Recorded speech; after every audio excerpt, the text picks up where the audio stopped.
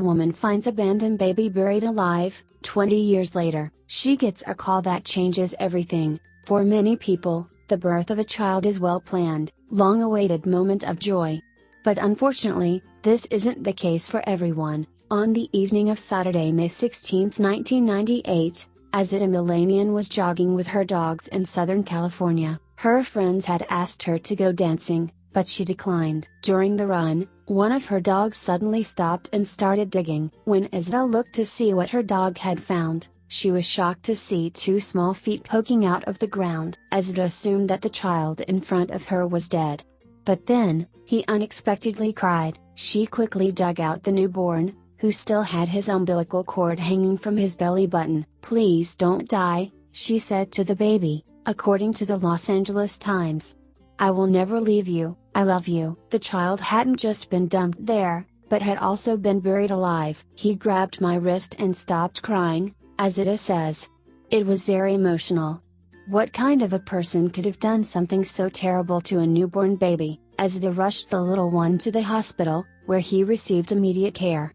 His body temperature was an life-threateningly low 80 degrees Fahrenheit, 27 degrees Celsius, but he survived. The authorities tried to find the person who abandoned the boy, whom the nurses at the hospital named Christian.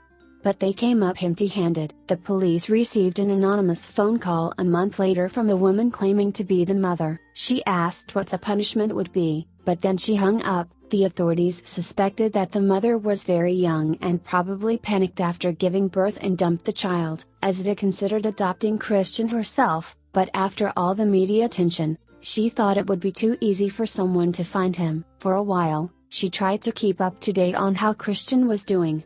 But after the boy was adopted, it wasn't possible anymore. Azita dreamed that one day he would find her again, just as she found him. But the years passed and she didn't hear anything. Not for 20 years. Fortunately, Christian was adopted by a good family. They loved him and named him Matthew and kept Christian as his middle name. It wasn't until Matthew was 17 that he found out that his parents weren't his biological ones. When he was 20, a radio show heard Matthew's story and approached him, asking if he'd consider taking a DNA test and getting the results live on air. He agreed, and the radio producers also invited Azita, whom they found out about while researching the story. The reunion was wonderful, and Azita was finally able to breathe a sigh of relief knowing that the baby she saved all those years ago had been adopted by a good family. Matthew said he couldn't imagine a better upbringing than the one he received. "I'm here today. I've lived a great life," Matthew told the Los Angeles Times. "I was adopted into a great family. I couldn't ask my parents for any more." The day of the reunion was Matthew's birthday, and Azita took him to the place where she found him 20 years earlier. The moment when Azita and Matthew recognized the place that could have been his grave was an emotional one. How lucky that Azita found Matthew that day. Otherwise, he probably wouldn't have survived. Love for children isn't found in DNA, but in the heart. Share if you agree. Please share this heart-touching story with your friends and family and subscribe our channel for more.